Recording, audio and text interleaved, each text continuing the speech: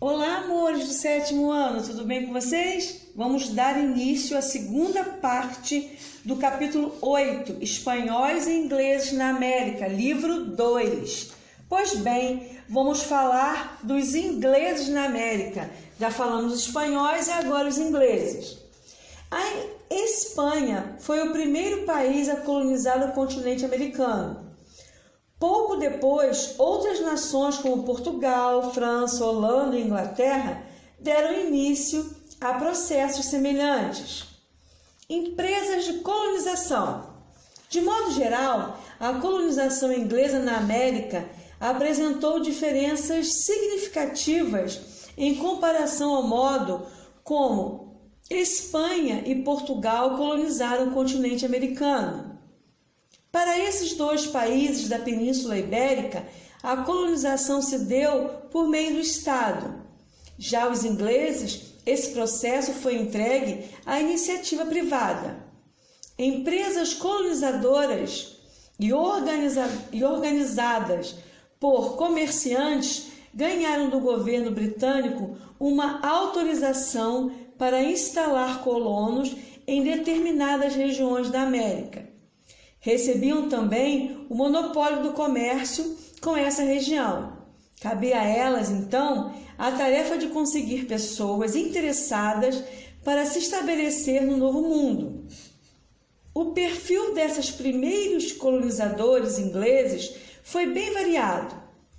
Vieram para a América muitas pessoas que fugiam das perseguições religiosas que aconteciam na Europa naquela época.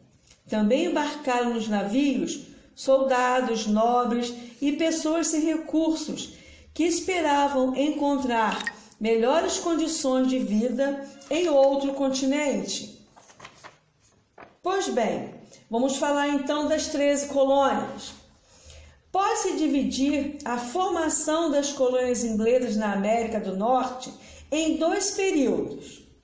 O primeiro vai de 1607 até 1638, quando surgiram 8 colônias. As outras 5 se formaram entre 1653 e 1733. Apesar de terem características em comum, essas colônias vão se distinguir em vários aspectos. Então vamos lá. Apesar de terem o inglês como idioma comum, as colônias inglesas no norte, no centro e no sul apresentam diferenças significativas entre si. Pois bem, nas colônias do sul, a economia era voltada para a exportação. Nelas predominou uma aristocracia rural que utilizava trabalho escravo em seus grandes latifúndios monocultores, onde se plantava principalmente tabaco e o algodão. Já nas colônias do norte, prevaleceram as pequenas e médias propriedades rurais e o uso da mão de obra livre. Muitos viviam da pesca e do comércio de peles. Era uma economia voltada para o mercado interno, embora também se praticasse o comércio triangular com a África e as Antilhas.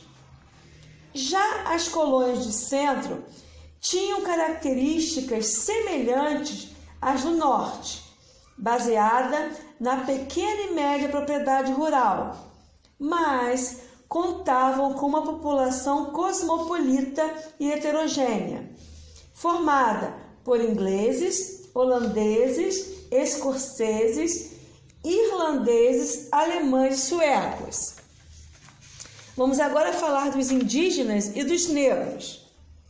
Quando os ingleses embarcaram no Novo Mundo, a região era habitada por cerca de 10 milhões de indígenas, pertencentes a uma grande variedade de povos. Diferentemente do que ocorreu com a colonização espanhola e portuguesa na América, os colonos ingleses não tiveram um objetivo sistemático e permanecente de converter a população nativa à fé cristã.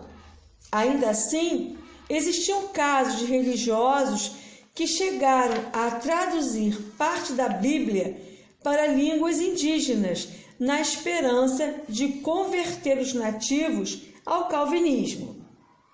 Apesar dessas diferenças, a exemplo do que aconteceu com a colonização ibérica, muitos indígenas morreram ao entrar em contato com as doenças trazidas pelos ingleses, como, por exemplo, sarampo. Vamos falar então da população negra. A população negra também foi vítima da violência colonizadora. Os primeiros negros chegaram da África em 1619. Chegaram para trabalhar como escravos nas fazendas locais. Posteriormente, outros escravizados desembarcaram nas demais colônias inglesas na América. Vítimas também de violência, os trabalhadores escravizados resistiram à condição de cativos de diferentes maneiras.